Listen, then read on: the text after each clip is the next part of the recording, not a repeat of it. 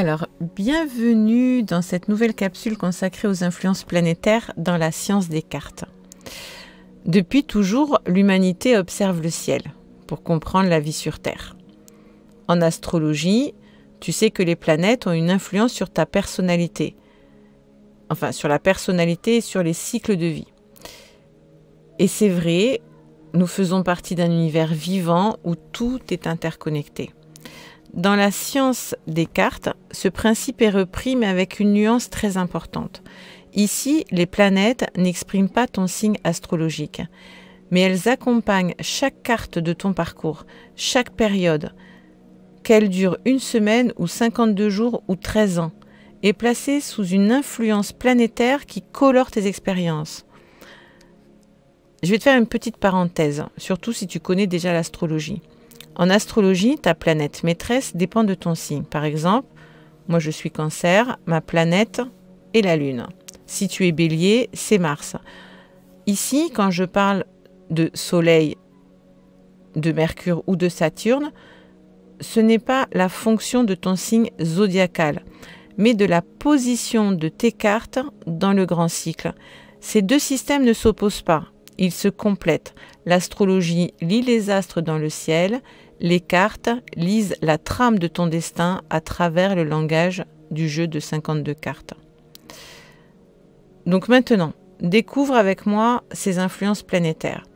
Donc quand je parle le soleil représente ton point de départ. Donc c'est ta carte de naissance. Dans les cartes, ta carte de naissance, elle prend racine, enfin c'est la racine de ton identité. Tout ce que tu vis, tous les tirages annuels ou mensuels commencent à partir de ce soleil. C'est ton essence profonde, ton identité véritable. Ensuite, après le soleil, hop, tu passes dans le portail de Mercure. Là, Mercure, c'est le rapide. Mercure, c'est le mouvement, c'est la vitesse, c'est les échanges.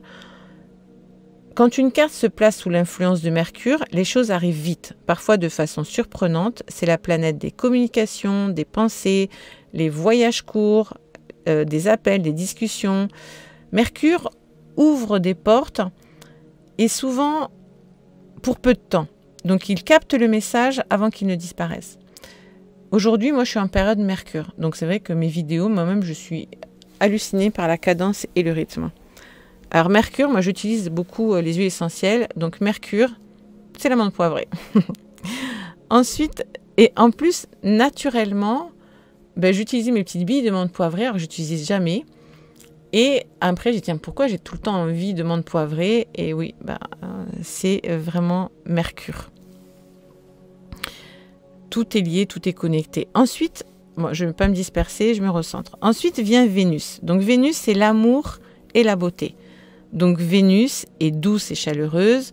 Et là, elle colore tes relations, tes amitiés, tes liens intimes et tes élans créatifs. C'est la planète de l'harmonie, de l'amour, de la famille, le moment où tu vas prendre soin de toi, de ton corps, de la musique, de la beauté. Quand une carte tombe en Vénus, elle t'invite à ouvrir ton cœur, à exprimer tes talents artistiques ou simplement à profiter de la vie avec ceux que tu aimes. Après Vénus, tu passes le portail de Mars. Alors Mars, c'est l'énergie et l'action. Mars est une planète de feu. Ici, l'énergie devient active, parfois même agressive. Elle te pousse à entreprendre, à dépasser, à conquérir. Cela peut se traduire par de la passion, de la sexualité, de la compétition sportive ou même des conflits. Ou c'est là où tu vas avoir un plan d'action massif pour ton projet d'entreprise. Quand une carte est en Mars, elle te demande de canaliser cette énergie. Soit tu l'utilises pour bâtir, soit elle se transforme en lutte ou en colère. Ensuite vient Jupiter, la bénédiction. Jupiter est souvent appelée la planète de la chance. Elle apporte expansion, richesse et prospérité et réussite. Quand une carte est en Jupiter, elle devient une ressource précieuse. C'est le moment de grandir, d'investir, de croire en toi. Les relations sous Jupiter sont considérées comme protectrices et bénéfiques. Ensuite, tu passes le portail de Saturne. Donc ça, c'est les leçons et les défis. Saturne, c'est la planète de l'épreuve. On pourrait se dire c'est les karmas. Elle impose des limites, des obstacles, parfois des restrictions. Par contre, ce n'est pas pour te punir. Saturne est un maître sévère, par contre, toujours juste. Donc, Saturne te confronte à tes responsabilités et à tes dettes karmiques, et parfois à ta santé. Donc, les cartes en Saturne révèlent les leçons les plus profondes, celles qui, une fois intégrées, construisent ta solidité intérieure. Ensuite vient Uranus. Donc Uranus, c'est la planète de l'inattendu. Avec Uranus, tu peux t'attendre à être surpris. Elle va apporter des changements soudains, des révolutions de vie, des virages inattendus. Elle ouvre aussi des groupes ou des amitiés collectives. Enfin, Uranus, c'est aussi la liberté, parfois aussi l'immobilier ou au travail d'équipe. En fait, Uranus casse les structures rigides pour te pousser à inventer un autre chemin. Et ensuite, tu passes le portail de Neptune. Alors Neptune, c'est les rêves et les illusions. Neptune est vraiment mystérieuse. C'est là où tu vas peut-être avoir vraiment énormément de rêves, des messages à travers les rêves.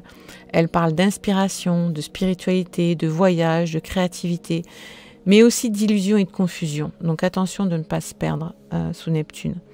Donc quand une carte est en Neptune, elle peut ouvrir la voie à de grands rêves, à une sensibilité accrue, mais aussi à des tromperies ou à des fuites dans l'imaginaire. Elle te rappelle que tout n'est pas toujours clair, peut être un peu flou, même très flou, mais que dans le flou se cache parfois une guidance invisible. Et ensuite, alors elle n'est pas là sur les grilles, on parle de Pluton, mais tu vois que souvent les cartes, il y a le petit sigle Pluton, car cette planète elle est très loin, mais on la prend en considération parce que Pluton, c'est vraiment la transformation. Pluton est la planète des grandes métamorphoses.